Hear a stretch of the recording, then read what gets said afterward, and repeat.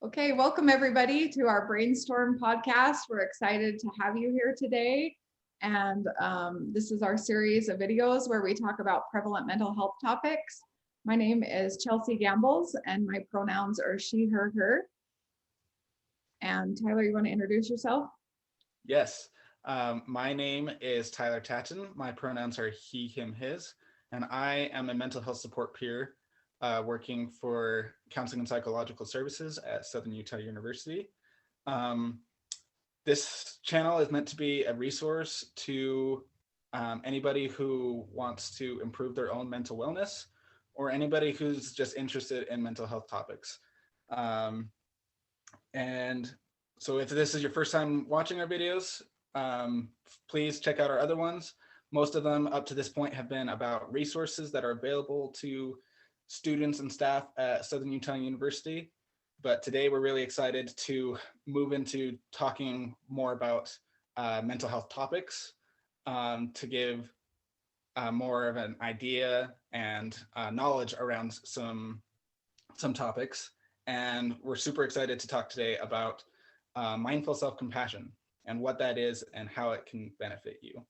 Yes. So we're super excited to introduce our guest, but before we do that, we just want to give you one quick disclaimer, just that the opinions that are expressed on this channel are solely the opinions of the individual that we're talking to. They're not the official stance of CAPS, the Counseling Center, or SUU. And we also want to just remind everyone that these videos are not meant to substitute or take the place of any professional counseling. And we will always include resources for accessing professional help as well as crisis resources. So we'll link the resources in the description below, and make sure that you're following the guidance of your counselor. And without further ado, we're super excited to introduce our guest today. She is one of my favorite humans just in general, and I just love her. And so when we were planning the structure of the Brainstorm podcast, she was pretty much the first person we decided we wanted to have on the video, right, Tyler? On the series, like number one, really. Oh. She's like number one. And you'll see her, or hopefully you already have seen her face on the YouTube channel, because she's featured a few different times. Because her videos are just incredible and her knowledge is just incredible. So this is Kristina Johnson, and she's a counselor at CAPS, and I will let her kind of expound about her contribution to CAPS is just super widespread. And probably one of the reasons I wanted to come to CAPS to learn more about just all the things that she does. I've learned an incredible amount from her just in terms of multicultural feminism and just the work that she does in with humans in general. But we've run a trauma group together, and she works with the LGBTQIA community. And I don't know why I'm just talking for you. Tons of incredible work, and I just want you to know how lucky you are to hear from her. And now I'll shut up and let you talk about the work that you do. And thank you for being here. Yeah, thanks so much, Chelsea. That means a lot to me. I'm so thankful that we get to work together too. Yeah, I'm a psychologist. I've been working at CAPS since 2016 in that role, but I also did an internship at CAPS in 2014-15 school year. So yeah, I love being here. I'm originally from Oregon, but I'm like, Utah's my second home. So I love the staff at CAPS. They're just fantastic to work with. At CAPS, I do individual counseling, group counseling.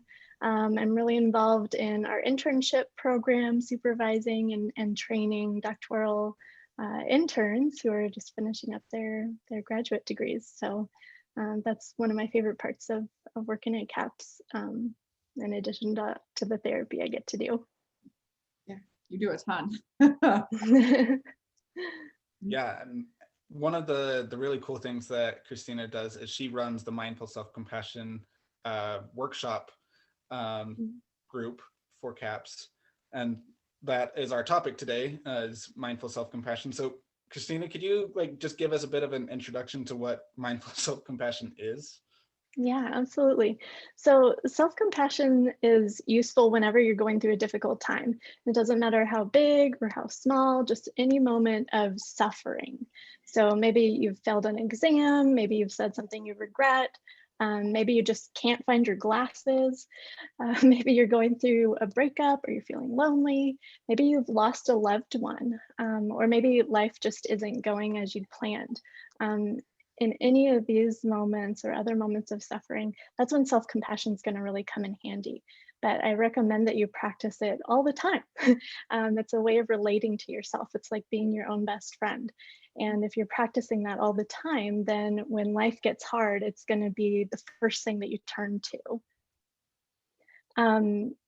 Self-compassion has 3 parts to it. And I think it's really important to know these 3 parts because memorizing them is going to be one of the best ways to bring yourself into a self-compassionate moment when you recognize that you're needing some self-compassion. So the 3 parts are mindfulness, common humanity, and self-kindness. Mindfulness is just a recognition that you are in a moment of suffering, that you're feeling bad in some way. It can be really helpful to label the emotion like, wow, I'm feeling sad, or wow, I'm so angry, or I'm really embarrassed right now, or wow, I'm feeling so hurt.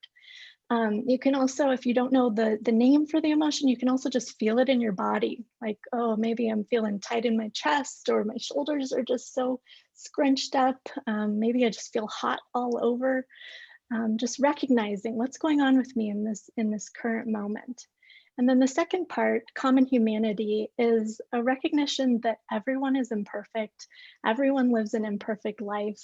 Our innate reaction when something goes wrong in our life is to say, this isn't supposed to happen, which leaves us feeling isolated, like we're the only one living a difficult life, when in reality, suffering is just a part of being human. No matter how much we might wish that it wasn't, it just is. It's part of our reality. And so our shared experience of suffering actually connects us to each other. The fact that we're all imperfect is a way that we are connected to each other. And that's just really helpful to remember in those moments when you're going through hard times so you feel less alone. And then the third part is self-kindness. So this is saying, all right, this is a difficult moment. And in this difficult moment, I'm going to choose to treat myself with kindness. I'm going to talk kindly to myself. I'm going to do kind things for myself. And I'm going to ask myself what I need. So maybe you need to take something off your plate or say no to something, either because you're too busy or because you just don't want to do it. Maybe you need a bubble bath or to connect with a friend. If you failed an exam, maybe the kindest thing you can do for yourself is to get a tutor to help you study. And in other situations, the kind thing to do might be to stand up for yourself or someone else who's been wronged in some way. So self-kindness is both soft and strong. Mhm. I love that. When you talk about it, it makes me think like, oh, it makes me feel like it's doable. Like, sometimes Yeah. self-compassion feels like this thing I should be doing, or one more thing that I am not doing, or it like just seems out of reach. And when you describe it, I'm like, oh yeah, I can do that. And like, oh yeah, it's not that hard, or it's not that out of reach, or I don't know. I love those. Yeah, well, for most of us, it's something that we do with our friends and our loved ones pretty naturally. We know how to be compassionate toward them when we're suffering. And so we have these skills. It's just a matter of turning them around and using them with ourselves. Yeah. And the distinction or the way you talk about like being someone else, being your own best friend, because we can usually apply it so much easier to someone else. That I think that's really helpful. So yeah. Tell us a little bit about how you became interested in this topic, in this area. How did it show up for you in your practice? Yeah, totally. So as is often the case, I was originally drawn to self-compassion for personal reasons. I was going through a difficult time in my life. I'd faced a series of failures. I don't remember exactly how I came across self-compassion, but I was instantly enthralled with it. And I signed up for an 8-week course that was led by Dr. Kristen Neff, who's the leading researcher of self-compassion, and Dr. Chris Germer, who's the leading clinician of self-compassion. And that course was just so helpful to me personally. I wanted to share these skills with other people. And so that's why I've started doing the group at CAPS. That's super cool. That's cool that you were able to see that need for yourself, and that once you learn more about it and started applying it in your life, you were able to start sharing that knowledge with others. I think that's really admirable and just super, super cool. Thanks.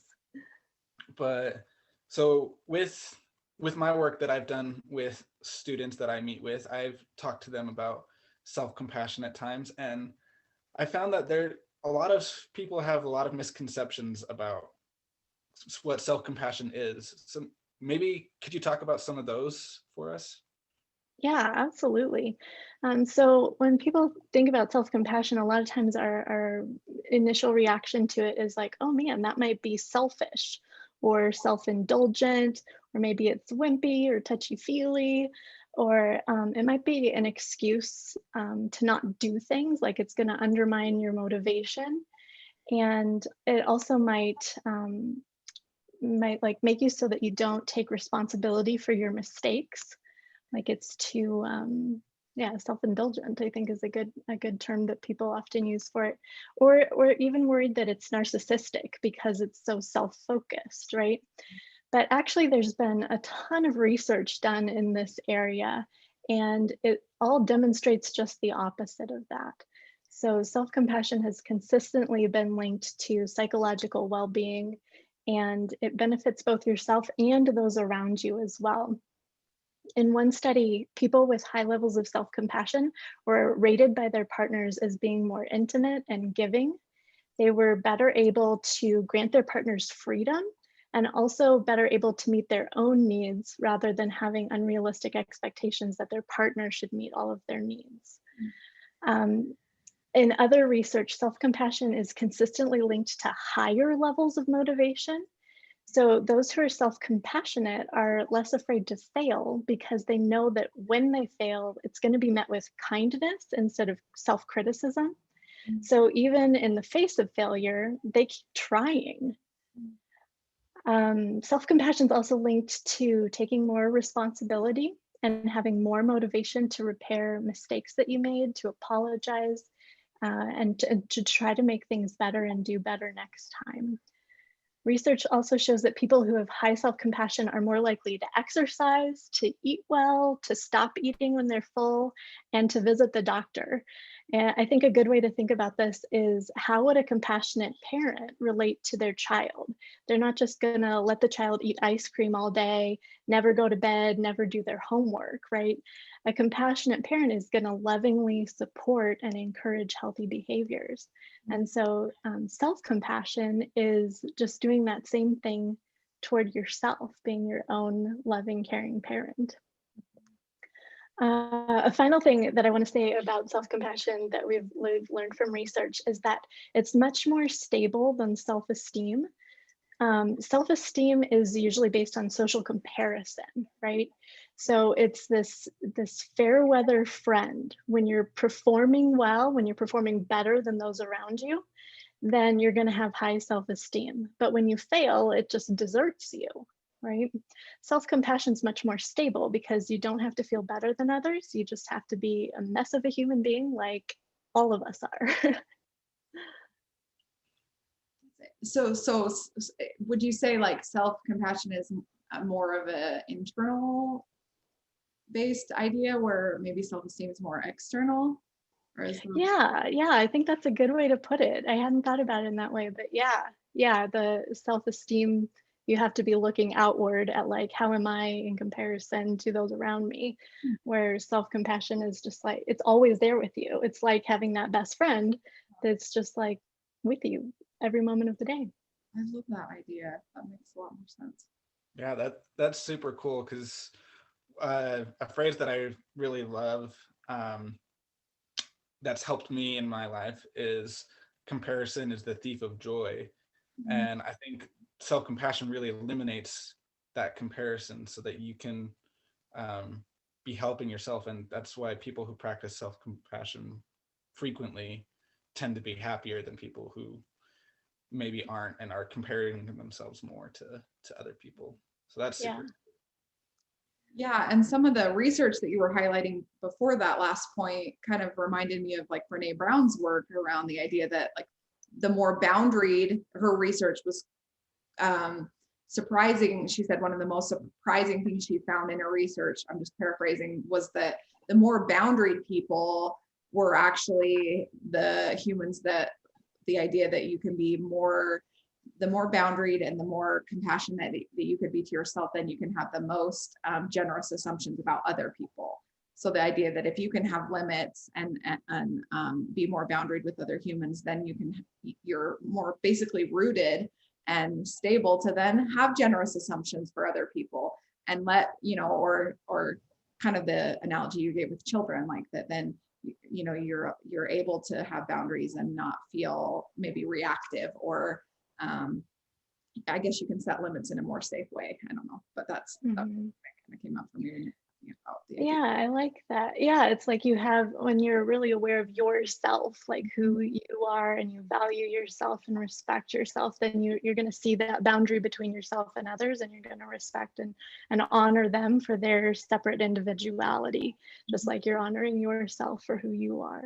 Yeah, because as a mom, I was thinking sometimes when I set a boundary that I maybe am not rooted in, or just like feel guilty about, then I'm like, no, you can't have that thing, you know, and it's Yeah. me not feeling compassionate towards myself that I had to say no, you know, and I could just see how that being the root of a lot of success in relationships, and just all of the research that you highlighted. So that's really, that highlights a lot of important points for me. So that's cool.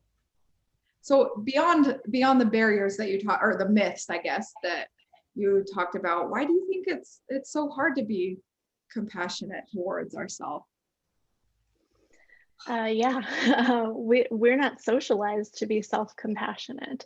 In fact, we're socialized for just the opposite. In a capitalistic society like ours, those in power actually profit off of the insecurities of the general population. So as long as we're being harsh and critical toward ourselves, we're always going to be looking for ways to feel better or to soothe this hurt that we have inside. If you think about it, so much of what we spend our money on is things to either make us feel better or to make us look better to others. So I think that's a big piece of it. And I think it's important to recognize that this tendency towards self-criticism is not an internal phenomenon. We're not born being self-critical. It actually comes from outside of us, from a world that tells us that in order to be happy, content, fulfilled, accepted, we have to own XYZ, or we have to achieve XYZ. We're always having to compare ourselves to others. And this actually places us in competition with the very people we should be connecting with, and being imperfect and compassionate together, and then building a healthier society alongside each other. Makes me a little angry. I was thinking about the weight loss industry. Yes. $1 billion industry, right? Yep. What were you gonna say? Sorry, Tyler. No, I was just gonna say that makes so much sense to me now, like hearing it, like, because kids aren't overly critical of themselves. It's as you go through life and just the way we're socialized is when we start to criticize ourselves. And I know I'm definitely guilty of that. I'm overly critical of myself, as I think most people are. And so I'm glad that we have this chance to learn more about my self-compassion, so that I can start applying it more in my life. One of the trainings that the mental health support peers got to do was with Kristina about self-compassion, and it was only like an hour training with her, but have made an effort to apply some of the stuff that I learned, and it has helped. And so it's cool that I have another refresher. So I'm lucky that I get to do these kind of videos, because it's a selfish thing to help me. That's awesome. I'm so glad that you benefited from that training we did earlier. That's fantastic. Yes. So thank you again for doing that training. Yeah, totally. But you've kind of talked about this a little bit already, but what do you think it really is about self-compassion that makes it so powerful when people start applying it regularly for themselves. Mhm. Well, if you think about it, yourself is the only person who's with you 24/7 for your entire life. So, what better person to have a healthy, supportive, encouraging relationship with? We all have this internal dialogue going with ourselves all the time, whether we're fully conscious of it or not. And the good news is that with self-compassion, we can shift that internal dialogue from one that is critical to one that is really caring and loving. That's super cool. Makes sense. So now that I'm sure we've sold everyone on why they want to have more of this, I can't imagine why we wouldn't have, or why you wouldn't have. How can someone get better at practicing self-compassion? Yeah. There's a variety of ways to practice self-compassion. I think maybe the best thing is just to memorize those 3 steps that we went over earlier: mindfulness, common humanity, self-kindness. Because if you can talk yourself through those 3 steps in a moment when you're going through a hard time, you're going to shift into a more self-compassionate space.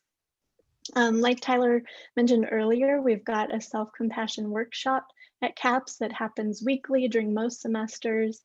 And so you can check that out. It's just a drop-in workshop. And so you can come on the weeks that you can and skip weeks when you're not able to.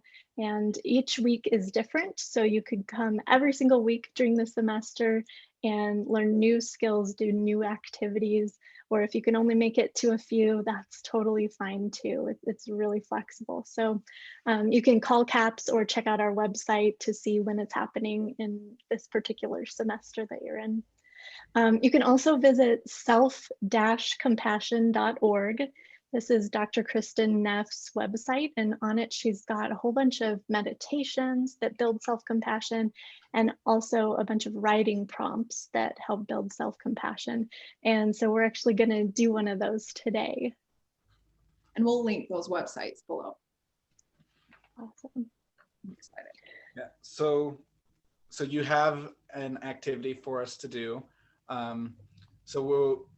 As she's doing this activity, she's just going to be kind of guiding you through how to do the activity. And so we're going to give you some chances to pause the video so that you can do the things that she's saying to do.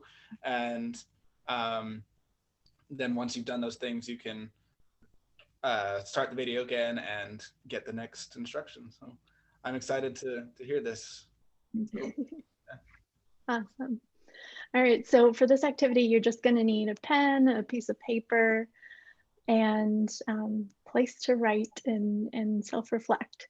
So to begin with, I just want you to reflect for a moment about how everybody has something about themselves that they don't like, something that causes them to feel shame, to feel insecure or not good enough.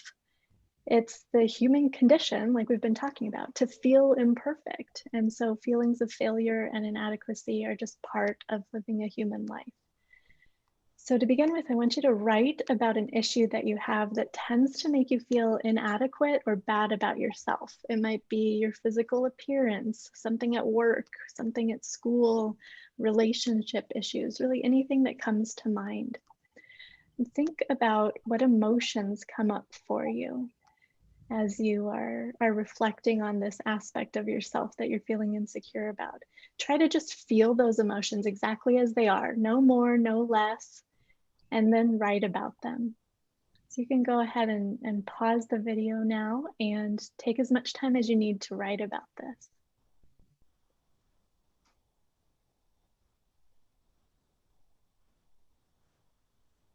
All right, and as you're coming back to us, I'll ask that you set your pen down and close your eyes for this next part. I want you to think about an imaginary friend who is unconditionally loving, accepting, kind, compassionate. Imagine that this friend can see all of your strengths and all of your weaknesses, including the aspect of yourself that you've just been writing about. Reflect upon what this friend feels toward you, how you are loved and accepted exactly as you are, with all of your very human imperfections. This friend recognizes the limits of human nature and is kind and forgiving toward you. In their great wisdom, this friend understands your life history and the millions of things that have happened in your life to create you as you are in this moment.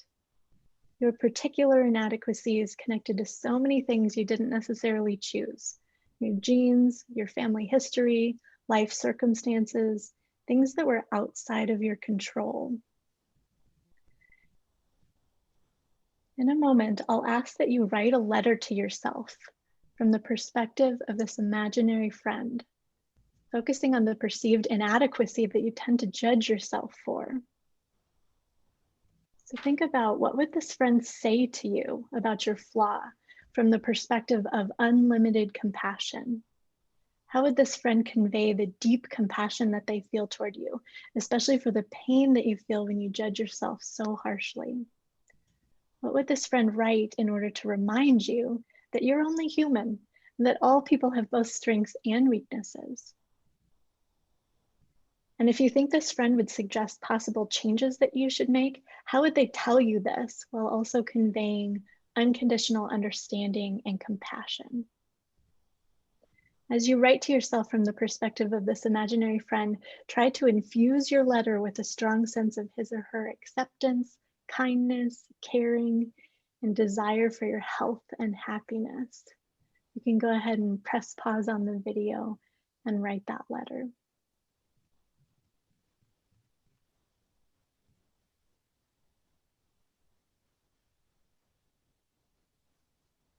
All right, as you're coming back from writing that letter, I hope that was meaningful for you.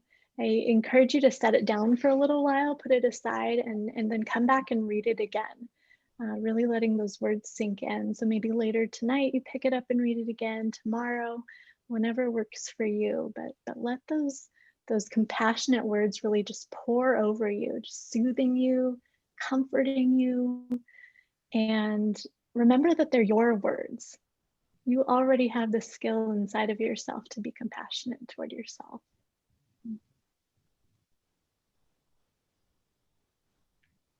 Wow, that's super cool. We hope that exercise is useful for anybody watching this video. I know I'm gonna probably do it multiple times as I watch this video over and over again. Because these exercises are really cool in that you can do them multiple times and you'll get stuff out of it each time. Oh, that's so true. I've done these so many times over the last few years here, and every time I surprise myself with like, wow, my brain just came up with something new. It's amazing. Yeah. Yeah, and I was going to point out, even just notice your body shift. As you were walking through those prompts, I started the first part, but I'll do the last part later. But I just noticed a body state shift in myself.